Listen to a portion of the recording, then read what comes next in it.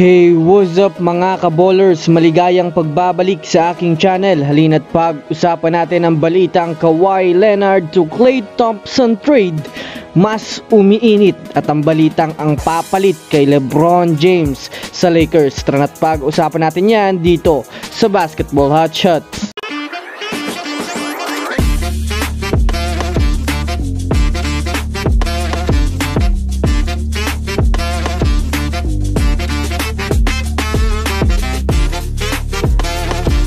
Una nga natin pagkwentuhan ng balita patungkol sa kupunan netong Los Angeles Lakers.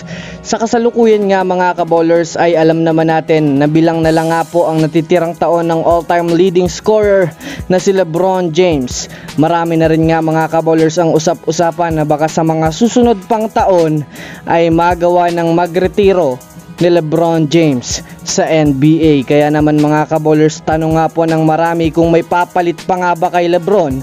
Well, kung susumadayan nga natin mga kaballers sa kanyang kupunan na Los Angeles Lakers ay mayroon nga talaga mga kaballers na papalit sa kanya. Hindi sa kayang mapalitan siya sa kanyang mga nakuhang parangal kundi papalit sa kanyang posisyon. Ito nga mga kaballers ay walang iba kundi si Anthony Davis. Ito nga talaga ang siguradong papalit sa posisyon ni LeBron James bilang kapitan sa team pag dumating na sa puntong magretiro na ito. Well, alam naman nga po natin na si Anthony Davis lang naman ang nakasama ni LeBron James ng matagal sa Lakers at naging katulong na rin nito ng panahong nakuha ng Lakers ang kampeonato ng taong 2020.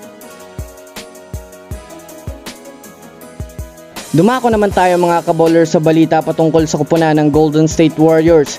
Alam naman nga po natin sa ngayon mga kaballers na wala pa rin nga pong balita sa contract extension na si Klay Thompson.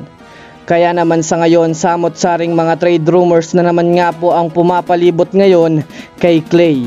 Ayon nga sa mga inilabas na trade proposal ng mga NBA analyst, makukuha nga mga kaballers ng Los Angeles Clippers itong si Jonathan Kuminga, Moses Moody, 2027 first round pick kasama na nga itong si Klay Thompson.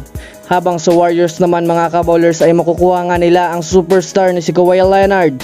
Well, kung susumadahin nga natin mga kaballers, mukhang magandang deal naman nga ito sa Clippers dahil na rin sa makukuha nga nila ang mga batang manlalaro ng Warriors na kayang magdala ng malakas na impact bukod kay Klay Thompson.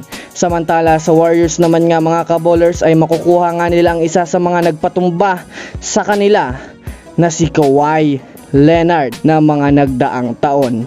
Ano sa tingin nyo mga kaballers, worth it nga ba ang trade na ito? Sa ngayon, i-comment sa baba. So that's it for today's video mga kaballers. Yan lang ang ating pag-uusapan sa ngayon. Pindutin ang subscribe and hit nyo na rin ang notification bell para sa mga susunod na updates sa mundo ng basketball. Again, this is Basketball Hot Shots. Thanks for watching.